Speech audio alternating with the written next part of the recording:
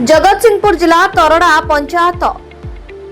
पुरोहितपुर अरुण कुमार बारिकर झील अभिष्पा प्रियदर्शनी 14 वर्षीय अभिष्पा प्रियदर्शनी ओडिशा रे आयोजित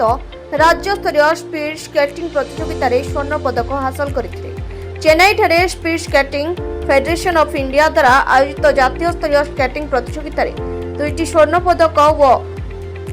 रिले रे रौप्य पदक हासिल करी भारत तरफ अंतर्जातीय स्तर में खेलिबा को मनोनीत होइथिले।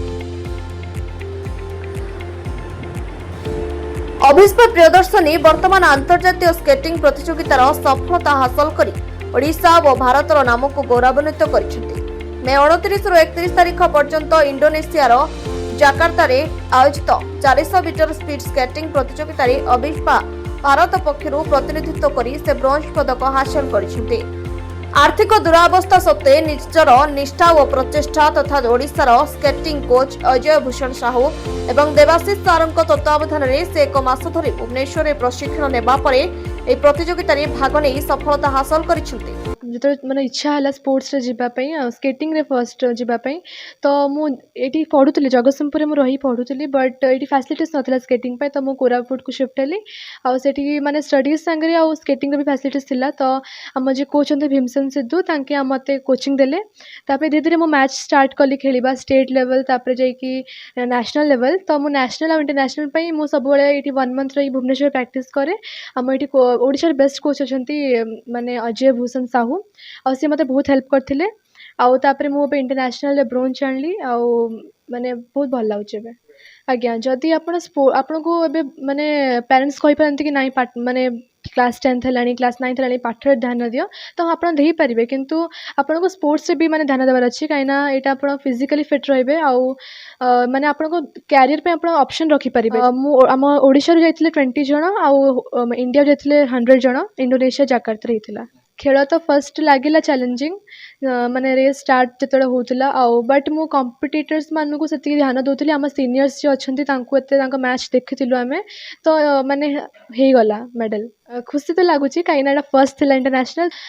मु चाहिबी कि जेमिति जगतसिंहपुर भी सेमिति हो फैसिलिटी स्केटिंग पई तो पिला माने मो भली आउरी आगु जिबे माने तांको सपनाटा को पूरा करि परबे स्पोर्ट्स रे भी। अभिष्पा विजय परे तांकर परिवार रे खुशी देखिबा को मिलिछि। देश राज्य तथा जिला पई आनिछंती गौरव। वर्तमान कोरापुट जिलार सुनाबेड़ा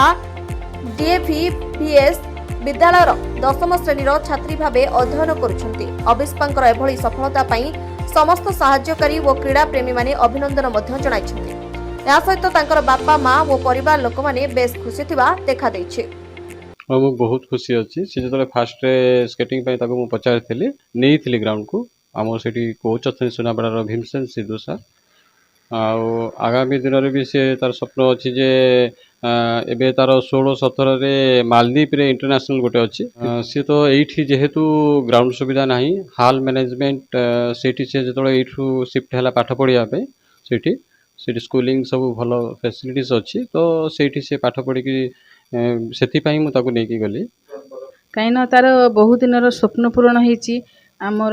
कोरापुटवासी लोक बहुत खुशी अच्छा एचएल बहुत समस्त बहुत खुशी अच्छा आ जगतसिंहपुर भी कहीं शाशुर गाँ लोक तो जानिले झील ना कर समस्त खुशी निश्चिंत आउ तार छोट बड़ स्वप्नटा पूरण है बापा तार बहुत बापा बहुत पछे लगी आउ आज पर्यटन जी सी एठी ठिया है बहुत बापांकर ही बहुत श्रेय कहीं ताकू ट्रेनिंग दवा बापांकर बहुत हाथ। तेबे जगतसिंहपुर जिलार स्केटिंग क्रीड़ा पई सुविधा सुजोग नथिबारु कोरापुट रे रही पाठ पढ़िबा सहित क्रीड़ा क्षेत्र में सफलता पई अभ्यास जारी रखिथिले। एबे भी अभिष्पांकर सेहि भली परिश्रम जारी रहिछि। क्रीड़ा प्रेमींकर एभली आर्थिक और मानसिक सहयोग रहिले आगको भल प्रदर्शन करी राज्य तथा देशर नाम को गौरवान्वित करिवे बोली अभिष्पा आशा बांधिछन्ति। तेबे सरकारी स्तर में सहयोग मिलिले अभिष्पा आहुरी आगको जाई देशर नाम रखिबो बोली कहिछन्ति। Bureau report news prime Odisha.